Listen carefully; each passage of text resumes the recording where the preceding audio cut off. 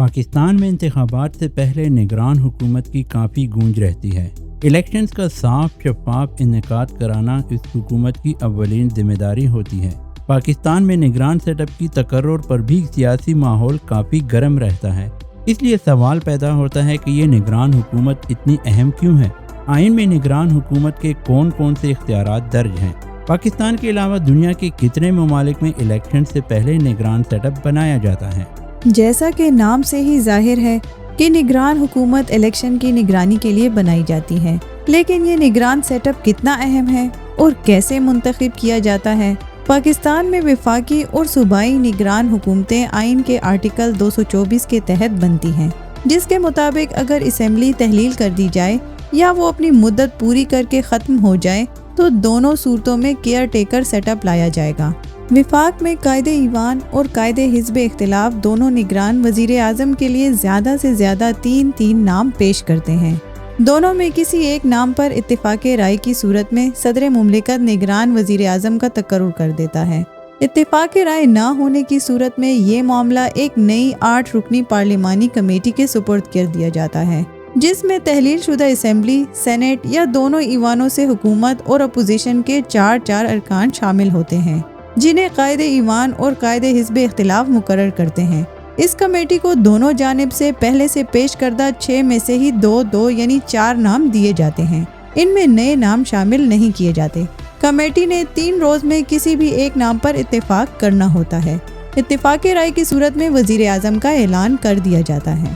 لیکن یہاں بھی اتفاق رائے نہ ہونے کی صورت میں یہ معاملہ الیکشن کمیشن کو بھیج دیا جاتا ہے، جو 2 دن میں پارلیمانی کمیٹی کو پیش کیے گئے ناموں میں سے ہی کسی ایک نام کو فائنل کر کے نگران وزیر اعظم کا اعلان کر دیتا ہے۔ یوں کہا جا سکتا ہے کہ نگران حکومت 8 سے 9 دن میں بن جاتی ہے۔ یہاں یہ بات بتانا بھی ضروری ہے کہ صدر نہ صرف نگران وزیر اعظم کی تقرری کی رسمی منظوری دیتا ہے، بلکہ وہ وفاق میں 14 دن کے اندر کابینہ کا انتخاب بھی کرتا ہے۔ اس نگران کابینہ کا کوئی بھی رکن آئندہ الیکشن میں حصہ لینے کا اہل نہیں ہوتا۔ یہ بھی یاد رہے کہ جس وقت تک نئی تقرری نہیں ہو جاتی، تحلیل شدہ اسمبلی کا قائد ایوان ہی وزیر اعظم کے عہدے پر برقرار رہتا ہے۔ صوبوں میں وزیر اعلیٰ کی تقرری سے لے کر کابینہ کے انتخاب تک کا پروسیس بالکل ویسا ہی ہے جیسے کہ وفاق میں ہوتا ہے، بس یہاں صدر والی ذمہ داریاں گورنر نبھاتا ہے۔ یہ بھی یاد رہے کہ کشمیر اور گلگت بلتستان میں الیکشن سے پہلے نگران حکومت کا قیام عمل میں نہیں لایا جاتا۔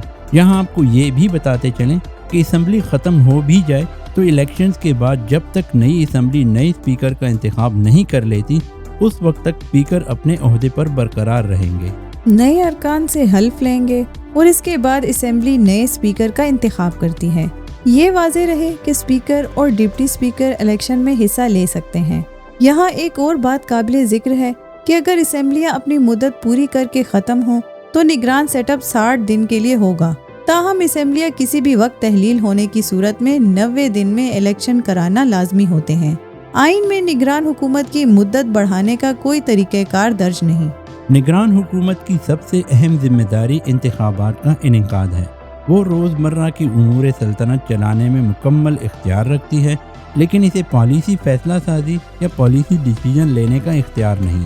دوسری جانب چند ماہرین قوانین کا کہنا ہے کہ ایمرجنسی کی صورت میں نگران حکومت وفاق میں صدر اور صوبے میں گورنر سے مشاورت کے بعد عارضی پالیسی فیصلہ سازی کر سکتی ہے، جیسے کہ خارجہ پالیسی اور نظام مملکت سے متعلق امور وغیرہ۔ اسمبلی تحلیل ہو جائے اور بجٹ پیش کرنا ضروری ہو تو نگران حکومت آئین کے آرٹیکل 86 کے تحت زیادہ سے زیادہ 4 ماہ کے لیے اخراجات کی منظوری دے سکتی ہے۔ دوسری جانب نگران حکومت بیرونی قرضے حاصل کرنے کی مجاز ہوتی ہے، لیکن وہ اسمبلی تحلیل ہونے کی وجہ سے کوئی نیا ٹیکس نہیں لگا سکتی۔ کچھ ماہرین کا خیال ہے کہ آرڈیننس کے ذریعے نئے ٹیکس لگائے جا سکتے ہیں، جن کی منظوری نئی اسمبلی سے لینا لازمی ہوگی، ورنہ وہ ٹیکسز ختم ہو جائیں گے۔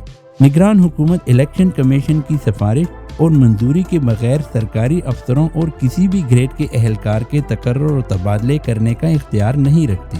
الیکشن ایکٹ 2017 کے سیکشن 230 کے مطابق نگران حکومت کا اپنے فیصلوں میں غیر جانبدار رہنا انتہائی ضروری ہوتا ہے۔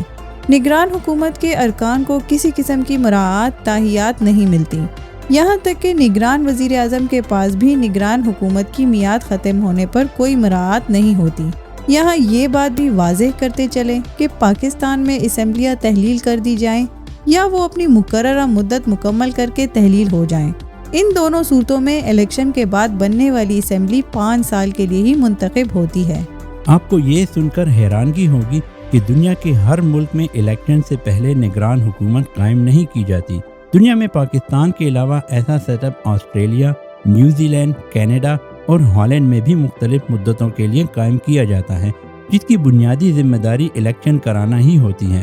یوں ہم یہ کہہ سکتے ہیں کہ نگران حکومت صرف ان چند ملکوں میں ہی قائم ہوتی ہے جہاں پارلیمانی نظام حکومت رائج ہے۔ پاکستان میں تو روایتی طور پر سابق حکومت کے کسی رکن کو نگران سیٹ اپ میں شامل نہیں کیا جاتا اور نہ ہی اسے الیکشن لڑنے کی اجازت ہوتی ہے، لیکن کئی ملکوں میں حکومت میں شامل افراد کو ہی نگران حکومت کا حصہ بھی بنا دیا جاتا ہے، جیسا کہ آسٹریلیا میں ہوتا ہے کہ وزیر اعظم خود ہی الیکشن سے پہلے حکومت کو کیئر ٹیکر موڈ میں لے جاتے ہیں، یعنی جو حکومت کام کر رہی ہوتی ہے اس کے تمام یا کچھ ارکان صرف روزمرہ کے امور کے لیے اپنے اختیارات کا محدود استعمال کرتے ہیں، تاہم حکومت کی انتہائی متنازع ہونے اور غیر معمولی حالات کی وجہ سے الگ سے بھی نگران حکومت قائم کی جاتی ہے، جیسا کہ 1975 میں آئینی بحران کے دوران کیا گیا، جہاں گورنر جنرل نے اس شرط پر نگران حکومت قائم کی کہ وہ جلد از جلد انتخابات کرا دے گی۔ نیوزی لینڈ کی بات کریں تو یہاں کا نظام تھوڑا سا مختلف ہے۔ نیوزی لینڈ میں اسمبلیاں اپنی مدت پوری کر لیں یا وقت سے پہلے تحلیل کر دی جائیں یا پھر حکومت پارلیمنٹ یا مقننہ کا اعتماد کھو دے تو نگران سیٹ اپ قائم کر دیا جاتا ہے۔ اس کی مدت انتہائی مختصر یعنی چند گھنٹوں کے لیے بھی ہو سکتی ہے، جو اس وقت تک رہتی ہے جب تک نئی حکومت قائم نہیں ہو جاتی۔ نیوزی لینڈ میں نگران حکومت کسی قانون سے زیادہ روایات کی پابند ہوتی ہے جو مختلف ممالک کے نظام سے اخذ کی گئی ہیں۔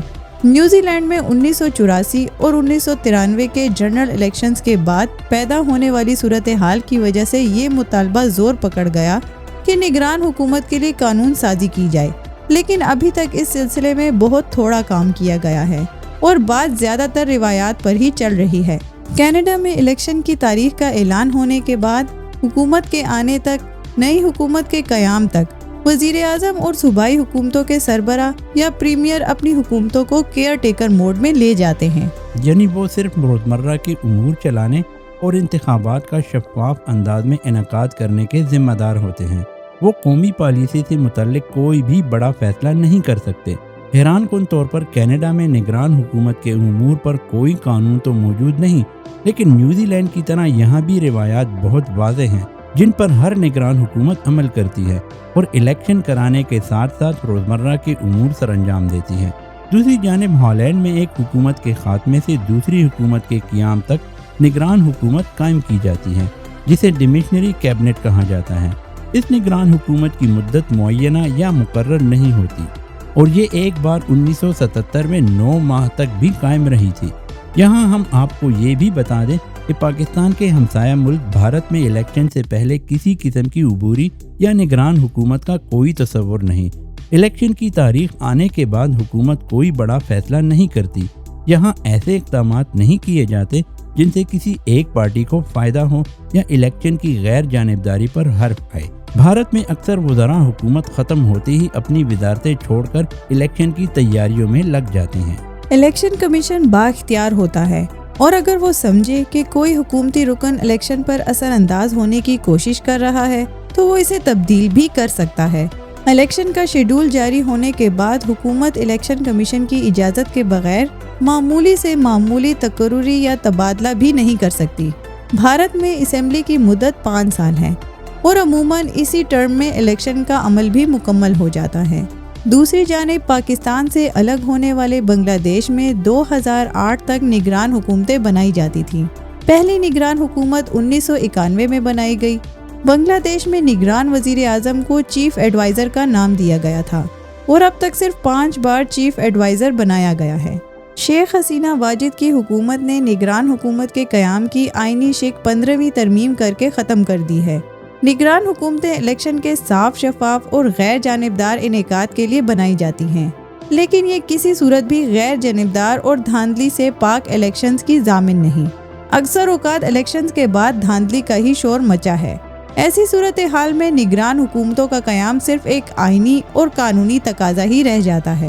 آج کے لیے اتنا ہی دوستو، نیکسٹ ویڈیو تک کے لیے اللہ حافظ۔